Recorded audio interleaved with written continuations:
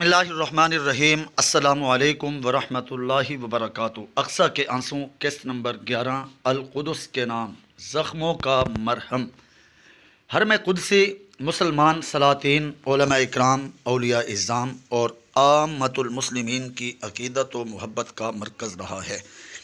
سلاطین اسلام نے یہاں تعمیر و ترقی کے لحاظ سے نمایاں کام کیے، چنانچہ یہاں نمازیوں کی سہولت یا مختلف تاریخی یادگاروں کے حوالے سے تعمیر کی جانے والی متعدد چھوٹی چھوٹی خوبصورت عمارتیں، مدرسے، قبے، چبوترے، مینارے، پانی کی سبیلیں، سائبان اور دھوپ گھڑیاں اپنی خوبصورتی، دل فریبی اور ندرت کی وجہ سے فن تعمیر کا نادر نمونہ سمجھے جاتے ہیں۔ مسجد اقصی تقریباً نصف صدی سے صہیونیوں کے زیر تسلط، اس لیے اس میں عصر حاضر کے طرز کے مطابق جدید تعمیرات نہیں ہوئیں۔ جو قدیم تعمیرات موجود ہیں وہ بہت مضبوط اور پائیدار اور تعمیراتی مہارت کا شاہکار ہے، لیکن ان کی مناسب دیکھ بھال اور رنگ و روغن نہ ہونے کی وجہ سے ان کا حسن ماند پڑتا جا رہا ہے۔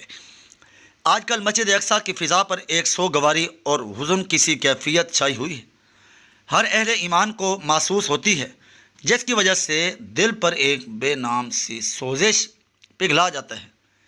کسے خبر کہ ان زخموں کا مرہم اس دور کے مسلمانوں کو اپنی زندگی میں نصیب ہوگا یا ترک جہاد کی نحوست سے وہ یہ غم لیے ہوئے دنیا سے سدھار جائیں گے۔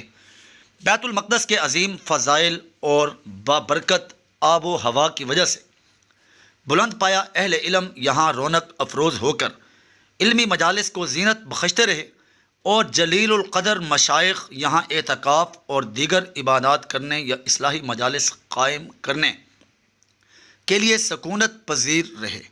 مختصر وقت کے لیے زیارت اور نماز کے لیے آنے والے خواص و عوام تو بے حد و شمار سے باہر ہوتے ہیں۔ سال بھر ان کا تانتا لگا رہتا تھا۔ ان سطروں میں حرم قدسی کی چند مشہور تعمیرات اور یہاں قیام پذیر رہنے والے چند اکابر و مشائخ کا تذکرہ کرنا مقصود ہے۔ افسوس کہ ہمارے اس ورثے اور ہمارے درمیان صہیونی قوم مکر و فریب اور ظلم و ستم حائل ہو چکا ہے، جس سے گزرنے کے لیے ہمیں قربانی دینا ہوگی۔ غازیوں اور شہداء کے خون کی قربانی، وہ بابرکت خون جو کسی زمین پر گرتا ہے تو وہاں پر اللہ کی رحمت اترتی ہے اور مخلوق کے اعمال بد کی نحوستیں زائل ہو جاتی ہیں۔ حرم قدسی کی چند مشہور تعمیرات۔ القدس میں قیام پذیر حضرات اہل علم و مشائخ کبار کے تذکرہ سے پہلے ان چند مشہور عمارتوں کا ذکر کیا جاتا ہے جو حرم قدسی کی حدود میں موجود ہیں، اور عرصے سے ان کو اہل فلسطین کے علاوہ دنیا کے کسی صاحب توحید نے نہیں دیکھا۔ یہ عمارتیں مختلف قسم کی ہیں۔ اموی خلفاء نے تو مسجد اقصی کی تعمیر اول کی تھی، لیکن یہ اضافی تعمیرات بعد کے 3 ادوار میں ہوئی: ایوبی رحمہ اللہ کا دور، ممالک کا دور اور عثمانی سلاطین کا دور۔ خصوصاً دوسرے دور کے حکمرانوں نے، جنہیں ممالک کہا جاتا ہے، یہاں تعمیر میں بڑھ چڑھ کر حصہ لیا اور کئی شاہکار عمارتیں یادگار میں چھوڑیں، لیکن مناسب معلوم ہوتا ہے کہ ان کے ذکر سے پہلے مسجد کے حال میں موجود چند مشہور تاریخی اشیاء کا ذکر کر دیا جائے۔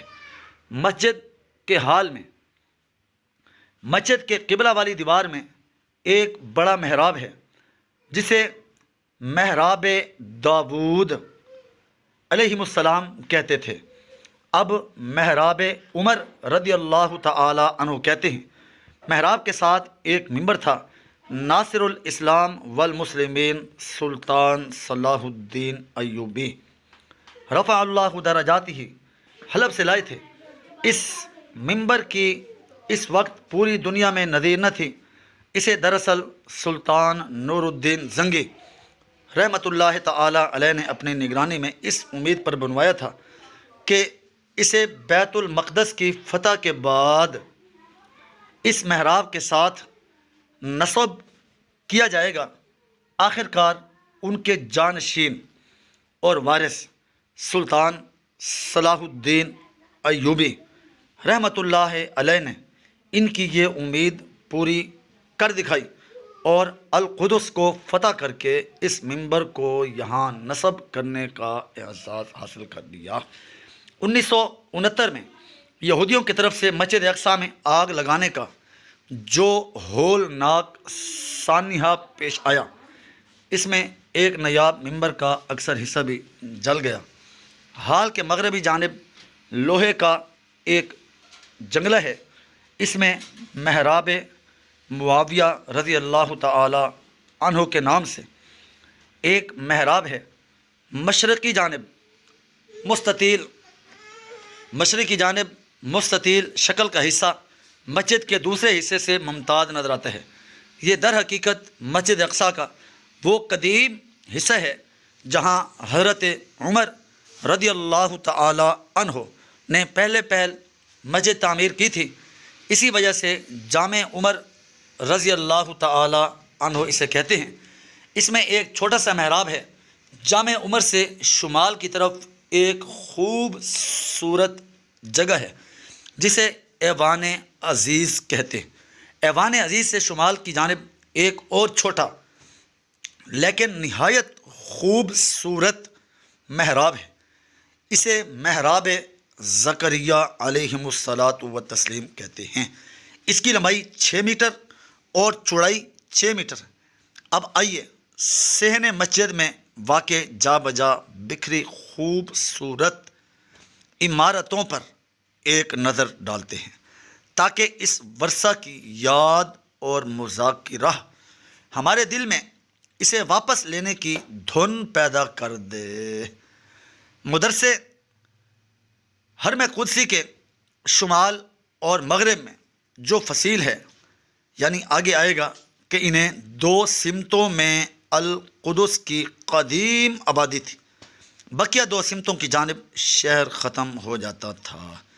اس کے 7 سال طویل و عریض پر آمدے ہیں۔ ان میں نچلی اور اوپر کی منزل میں درس گاہیں اور طلباء کے کمرے تھے۔ ان میں سے کچھ کو مختلف مسلمان امراء یا ان کی بیگمات نے ایصال ثواب کے لیے تعمیر کیا۔ ان کے ساتھ مختلف چھوٹے بڑے کمرے بھی طلباء کی رہائش کے لیے تعمیر کیے گئے تھے۔ مشہور مدرسے یہ ہیں: مدرسہ غازیہ، مدرسہ کریمیہ، مدرسہ باسطیہ، مدرسہ طولونیہ، مدرسہ عثمانیہ وغیرہ وغیرہ۔ آج یہاں چند ایک چھوٹے چھوٹے مکاتب، باقی سب میں حسرت و یاس کے وہ مناظر ہیں جن سے دیکھنے والا کا کلیجہ کٹتا ہے۔ مغربی برآمدے میں مدرسہ خاتونیہ نام کی درسگاہ کے باہر ایک حجرے میں بر صغیر کے مشہور خطیب اور رہنما مولانا محمد علی جوہر کی قبر ہے۔ روایت ہے کہ انہوں نے آزاد زمین میں دفن ہونے کے لیے ہندوستان واپس جانے سے انکار کر دیا، لیکن انہیں کیا خبر تھی کہ وہ انگریز سے ہندوستان کی آزادی کے لیے جد و جہد کرتے رہیں گے، اور گوری چمڑی والا، مکار فطرت والا مسلمانوں کا یہ دشمن مسلمانوں کے ترک جہاد کی وجہ سے القدس کو بھی اپنی سرپرستی میں یہودیوں کے حوالے کر دے گا۔ جاری ہے۔